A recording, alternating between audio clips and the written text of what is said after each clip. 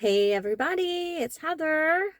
Perla's here with me, and we're here for our daily update to everyone. Today we wanted to talk about when you're creating your own channel, what are some tips and tricks that you should pay attention to. This is my 90-day journey. Hey everybody, this is Heather and Perla. We are going to run our daily errands, and we love to tell you guys all about what's happening with us and YouTube. This is my 90-day journey, and we are seeing how many days will it take us to monetize, and every day I research how to make a better YouTube channel, and then I bring the information here. So today is day 41, and it's Monday, February 17th. I've got 64 subscribers. Thank you, thank you, thank you, thank you. I'm always super thankful, and I just can't thank you enough. I'm every single day floored. My content, I think I'm on video 58. And it does get easier to just hit record every day. Sorry, Perla.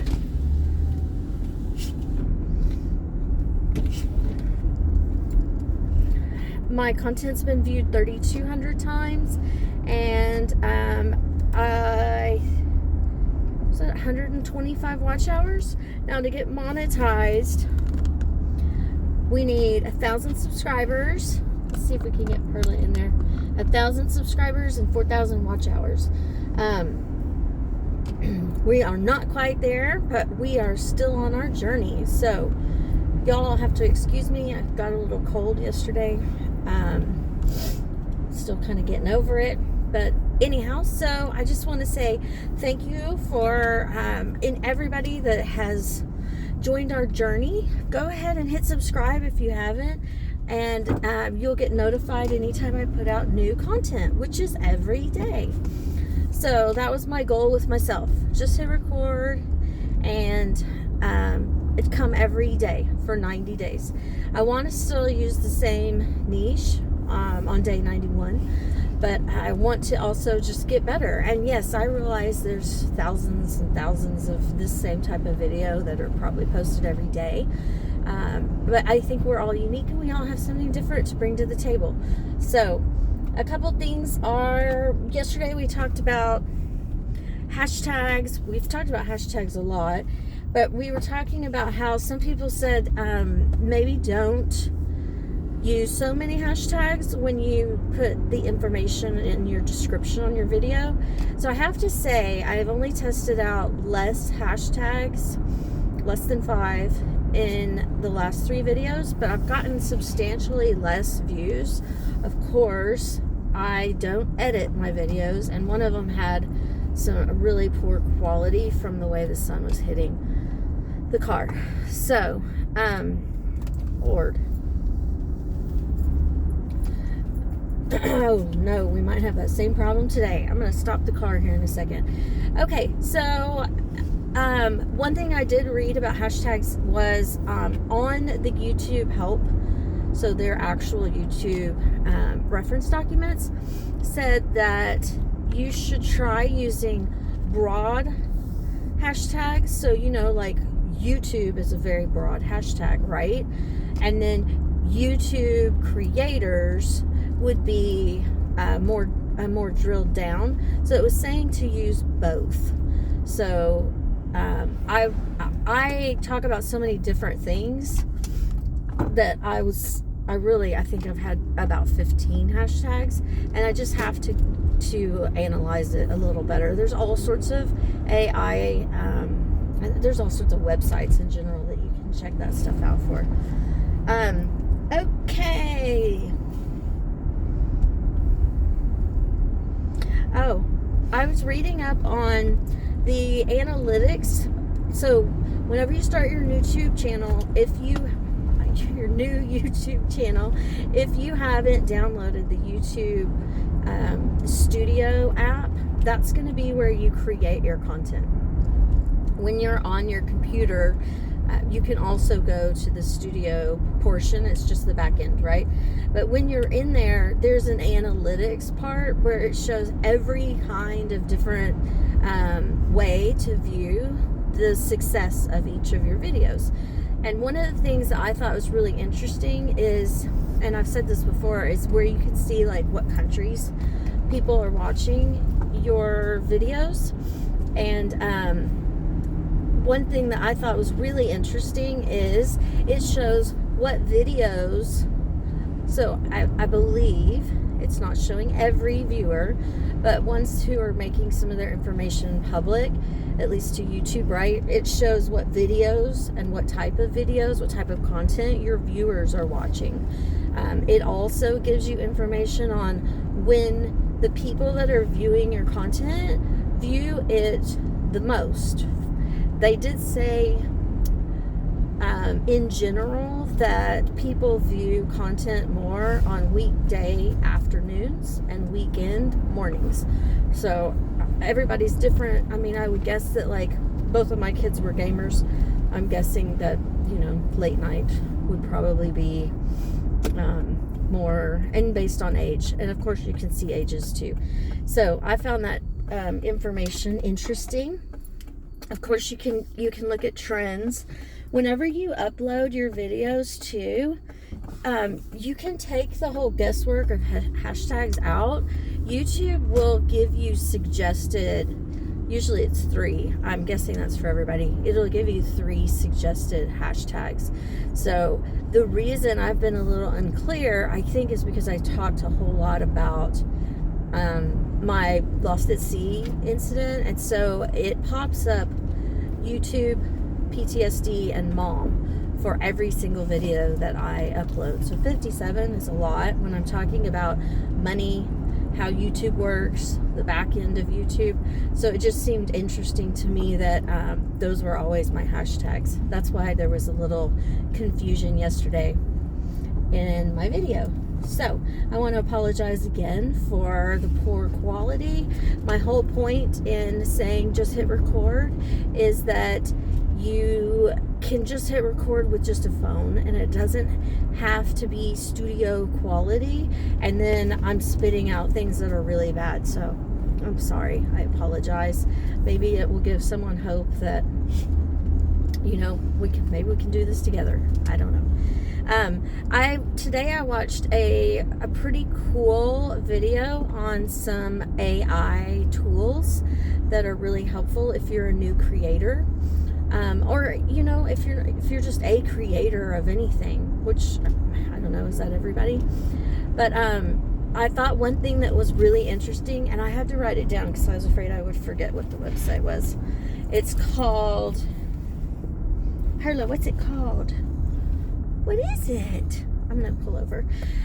Okay, so imagine that, you know how y'all know all those the faceless videos that there are out there, where they'll have, like, you know, like whatever it is that they're saying will be running at the bottom, like the captions.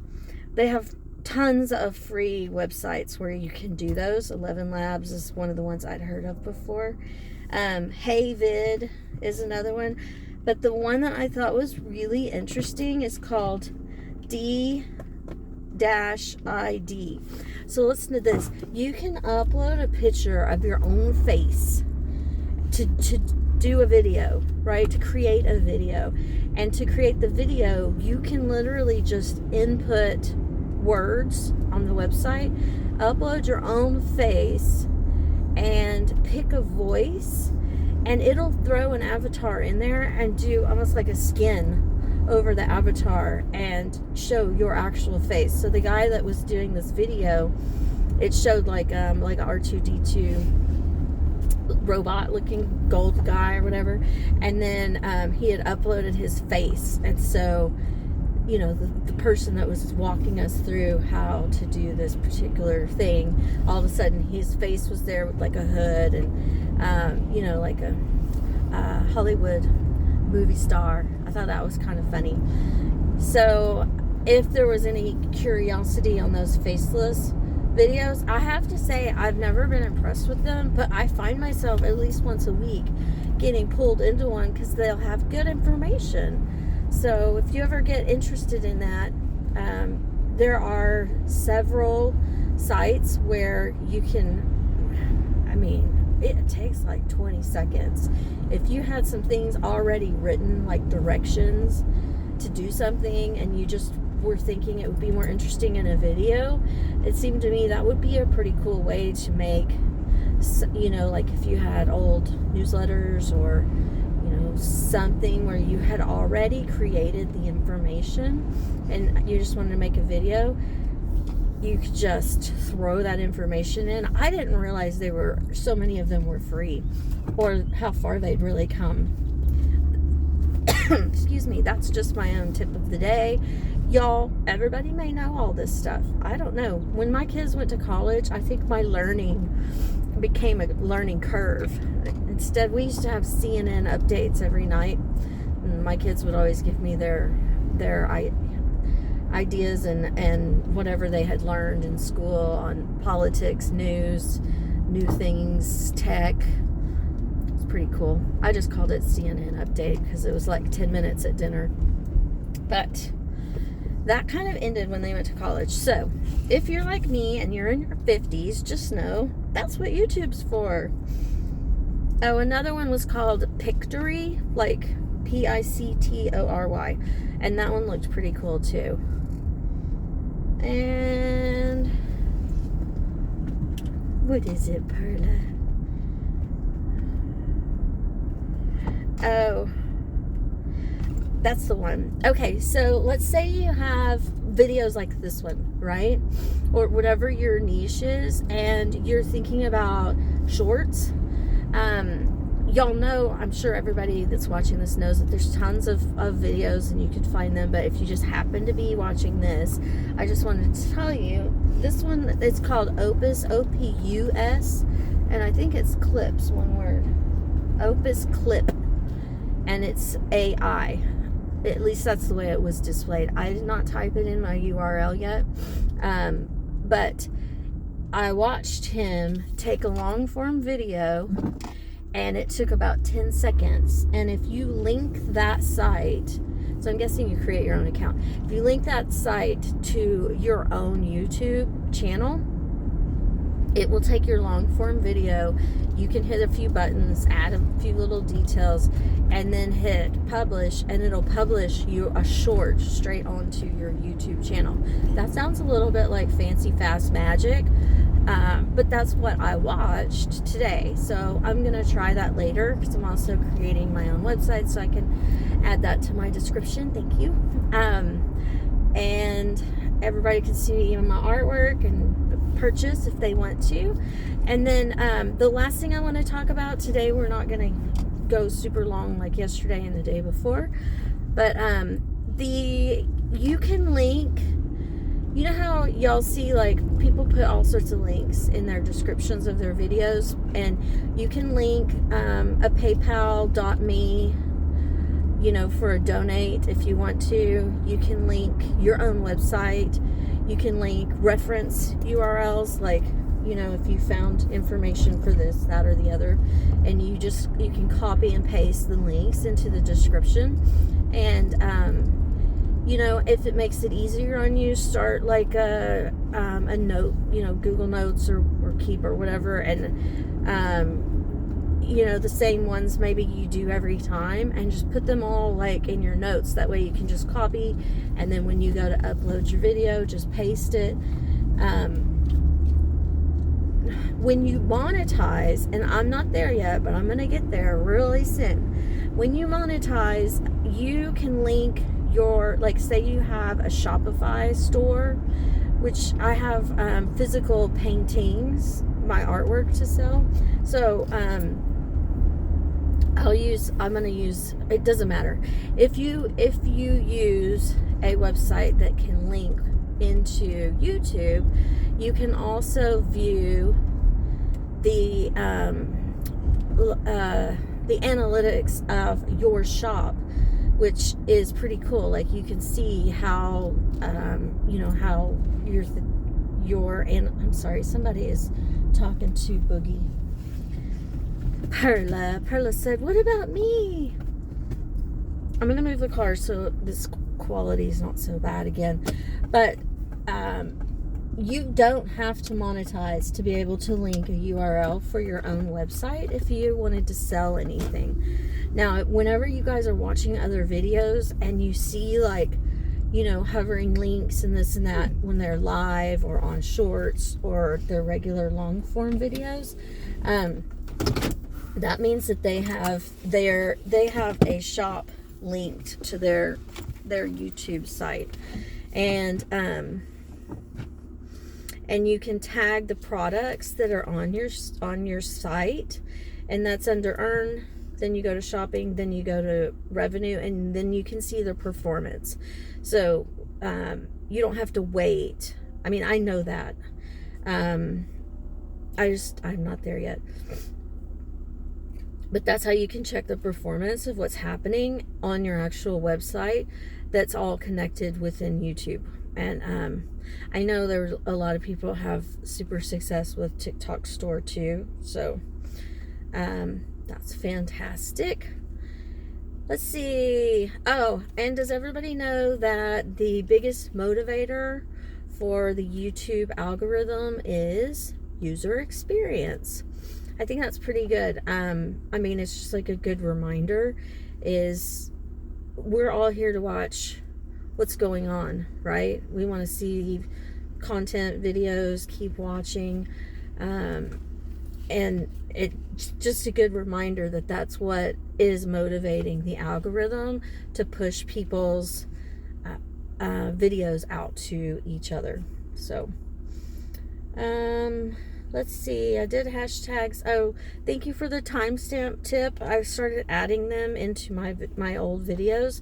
And as a reminder, you can always change your title names and your descriptions and all of that on your videos. So don't think that you can't do that. You can always go back and change things.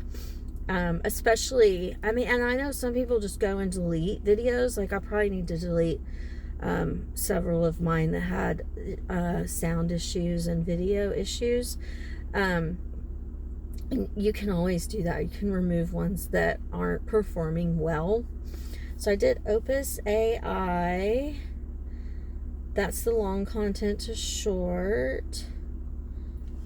Stable AI. Oh, voice mod. Do y'all know about voice mod?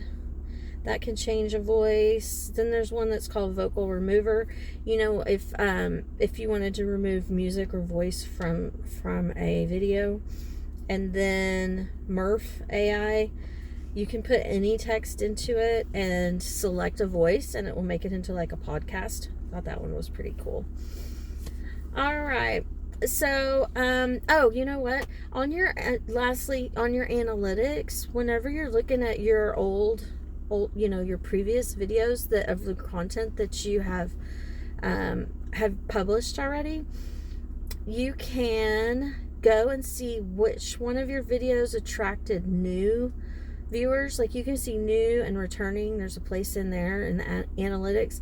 And when you're looking at the data, you scroll down and there's an other arrow, and when you hit that, it opens up this box that's huge, and it's got every single kind of, you know, swipe versus select, time versus you know, if you can think of it, it's pretty much in there. I would say there's probably like 40 different selections on items that you can view the analytics. I think Perla falls asleep sitting up. Okay, we talked about what channels your audience views. Oh, don't forget the timestamps. I think the number one important reason why you should put timestamps in, even if you only put 00 .00, like, okay, that's your start, and then like just put one timestamp in. The main reason why is because if people went back to a video that was titled something where they're like, oh, Heather explained you know, that cool what was it called, that cool avatar site in here, right, where you could put your own face on it. I would put that timestamp in. That way people can go back to your videos and return to content. So it'll up your views and it'll increase your watch time, and all of those affect your money before you monetize and after. So return to content is what's the best part about the timestamps. And then, did I explain the when is the best to post? I think I did. I think I was just saying, like, in general, weekday afternoons and weekend mornings seem to be the most popular times, but you can check the analytics for your specific niche to see. So, Perla, let's tell them bye. Okay. If this is the first time that you've heard my voice or the last, I just want you to know that you are kind, you are loved, and you are supported. Hit subscribe, join my channel, come back when I post more content, which will be every day. So if any of that rang true or not, just come back and I'll tell you every day. We love you. Bye.